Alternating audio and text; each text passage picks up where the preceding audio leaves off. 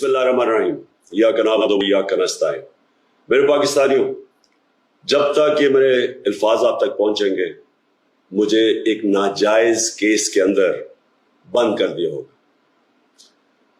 इससे एक चीज आप सबको वाज़ेह हो जानी चाहिए कि पाकिस्तान में जो फंडामेंटल राइट्स हैं, जो हमारे आइन हमें हुकूक देता है, जो जमहूरियत है, वो दफन हो चुकी है।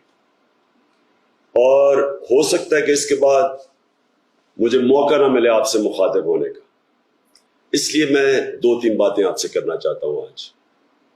सबसे पहले, पाकिस्तान की जो कौम है वो मुझे 50 साल से जानती है।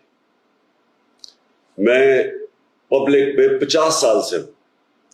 कभी मैंने ना पाकिस्तान के आइन के खिलाफ किया हूं, ना मैंने कभी पाकिस्तान का कानून तोड़ा है। और मेरी हमेशा, जब से सियासत में आया, मेरी हमेशा कोशिश हुई कि मैं जो भी अपनी जद्दोजहद करूं वो पुरअमन करूं, आइन जो मुझे हक देता है पुरअमन एहतजाज का, उसके बीच में रह के करूं।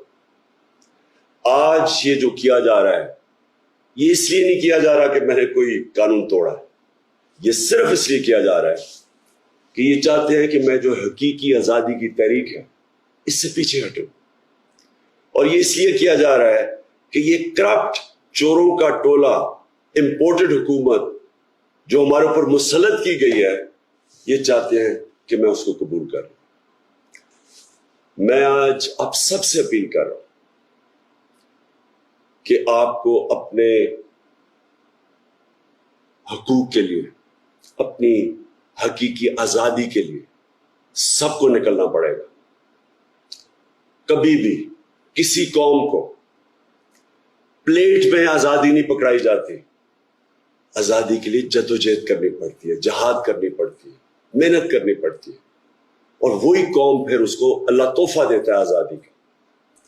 ये वक्त आ गया है कि आप सब अपने हुकूक के लिए निकलें।